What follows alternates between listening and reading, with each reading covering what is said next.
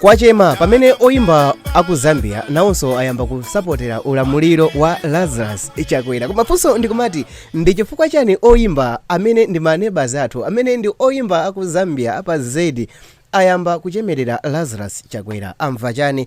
Chachitika ndi chani? Chifukwa chakuti nkhalakale pa mayimbidwe mdziko la Zambia amene amadziwika ndi dzina lokuti Daliso, amene amazichula amene kuti mwana wa Mukomboni, watulusa nyimbo yatsopano yochemerera President Lazarus Chakwera ndi chipani chake cha MCP. Nyimbo imeneyi yatuluka mmamawa wa pa 25 September mchaka cha 2024 ndipo oyimba waku Zambiayo akunena kuti Lazarus Chakwera apitirize ulamuliro wa Amalawi ndipo maneba omwe ndi Zambia akondwera nawo ndi ntchito zake za Chakwera. Oyimbayo akuti Lazarus Chakwera abwererenso pa mpando mu 2025 ndipo amene sakuyamikira ntchito za Lazarus Chakwera ndi mfiti. Daliso akupitirizabe kulankhula kunena kuti chitukuko mdziko la Malawi tachiona ndipo tiyeni tonse timupase voti. Chakwera ndi machini wapitiriza motero Daliso mopanda mantha kutamanda president ameneyi, president wa Malawi Congress Party, president wa Amalawi, president Lazarus Chakwera.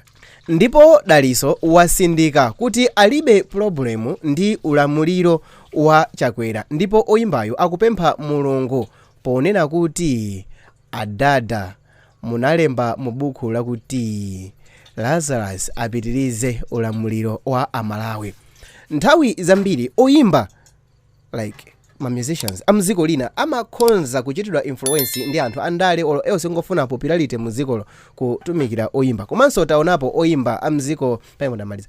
Komanso taonapo oyimba amziko la Tanzania monga Harmonize komanso Diamond Platnumz amene ankachita ndithu ankaenda Marare ku Kenya kutamanda mtsogoleri wa dziko limeneli Raila Odinga, kutamanda mtsogoleri opuma wa dziko limeneli Raila Odinga. Ankaenda ndithu m'misonkhano ndi Odinga kumapanga makampeni awo, kumapanga zinthu za clean zija, zinthu zabwinobwino zija oyimba amziko lina kumakayimba zotamanda mziko lina. Kumafunso ndikumati zimakhaladi zoona. Does it mean kuti oyimba amziko amakhaladi kuti akupanga zinthu zijazo ndi mtima kuti afuna thandiza anthu mzikolo, kapena akungopanga zinthu zija just because kuti atumidwa kuti apange zinthu ndi ena ake? Zimakhala mwina zinthu zosangalasa kumamva kuti ntchito zabwino za president zapita dziko lina. Zimakhala zinthu zobeba kumamva kuti ntchito za president zikuchitira umboni vina anthu amziko lina akudziwa. But still more ngati anthu amzikomo, ngati oyimba amzikomo, ngati aliyense nzika za nzikolo sili kuona kufunikira kwa anthu, kwa munthu amene akutamandidwayo, kufunikira kwake ndiye kulipati. Ndi zinthu zotheka, ndi zinthu zabwinobwino, sindikukana, maganizo anga ali clear.